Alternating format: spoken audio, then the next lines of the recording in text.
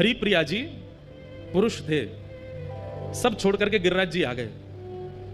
राधा कुंड में उनके गुरुदेव विराजमान रहते थे, तो अपने गुरुदेव को प्रणाम करके बोले मुझे आपसे गुरु दीक्षा लेनी है। तो महापुरुष बोले राधा कुंड पे बैठे बैठे, बताओ तुमको क्या दिख रहा है? तो हरिप्रिया जी, पहले उनका पूर्व नाम कुछ और था, बोले माथे पर सुंदर उर्दपुंड है, गले में तुलसी की माला है, अद्भुत वस्त्र पहने हैं, आसन पर गुरुदेव विराज रहे हैं, करुआ पास में रखा है, ठाकुर जी की सेवा पीछे हो रही है। गुरुदेव बोले दीक्षा नहीं देनी, जाओ।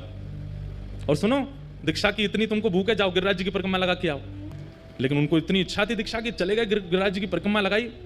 परिक्रमा लगा करके 5-6 घंटे में लौट करके राधा कुंड जैसे ही पहुंचे, चरणों में प्रणाम किया, बोले गुरुदेव परिक्रमा हो गई, अब दीक्षा दे दो। उन्होंने फिर वही प्रश्न किया, क्या दिख रहा है तुम्हें? कुछ दिख ही नहीं रहा था। बोले माथे पर उर्दपुंड है, गले में तुलसी माला है, नीचे वस्त्र पहने हैं, पीछे ठाकुर जी की सेवा है, बगल में राधा कुंड है, इधर श्याम कुंड है, आदि आदि। फिर से जाओ परिक्रमा लगा के आओ, एक और परिक्रमा लगाओ। निष्ठा इतनी थी उनकी कि थके हारे थे, लेकिन फिर से चले गए परिक्रमा में। अब की बार उनको 6 की जगह 9 घंटे लग गए परिक्रमा करते करते, पैरों में छाले पड़ गए। 2 परिक्रमा में ये हालत हो जाती है।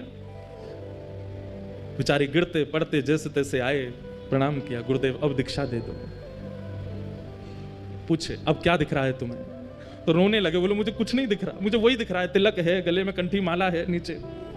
बोले सुन, एक परिक्रमा और लगा के आ, गुरु आज्ञा कर रहे हैं, कुछ तो होगा। निकल गए। तीसरी बार जैसे वो जाने लगे तो उनके गुरुदेव पीछे बैठे बैठे देख रहे थे, उनके चरण की ओर देखा, छाले पड़े हैं, स्थिति चलने की नहीं है, और मैंने परिक्रमा की आज्ञा दी है, 22 किलोमीटर लगा के आनी है, तब दीक्षा मिलेगी, और ये चल दिया। तुरंत मन में आ गया भाव, श्री जी यहाँ पे कृपा करो। अब जैसे ही वो गिरिराज जी की परिक्रमा में गए तो उनको पहले तो लोग दिख रहे थे, पहले तो माताएं दिख रही थी, पहले तो भाई लोग दिख रहे थे। अब पता, अब लिख रहा है कि सब सहचरियां हैं, सब किसी के हाथ में चमर है, किसी के हाथ में बीड़ा है, किसी के पास कुछ है, किसी के पास, सब अलग अलग दिख रहे हैं। साक्षात गिरिराज जी ऐसे लग रहे हैं मानो कोई निकुंज भवन है, या कि कोई अटारी पर कभी श्री जी आ रही हैं, कोई अटारी पर श्याम सुंदर आ रहे हैं, कभी कहीं से मोर बोल रहे हैं, कहीं कहीं वीणा बज रही है, कहीं पर बंशी बज रही है। अब पूरी दृष्टि ही बदल गई। 24 घंटे लगे उनको, और वृंदावन में संपूर्ण ब्रज का दर्शन कर लिया, संपूर्ण निकुंज लीला का दर्शन कर लिया। लौट करके जैसे ही अपने गुरुदेव के पास आए, प्रणाम किया, बोले लाला अब क्या दिख रहा है? अपने गुरुदेव को देख के कहते हैं, एक सखी विराज रही है, सुंदर नथनी पहनी है, कानन में कुंडल है, नेत्रन में काजल लगे हैं, सुंदर चुनरी ओढ़ी है, पीछे दर्पण है, बहुत सुंदर मणिमंडित नीचे सब फर्श है, यहाँ श्याम कुंड है, यहाँ राधा कुंड है, और मेरे गुरुदेव की गोद में प्रिया प्रियतम दोनों विराजमान है।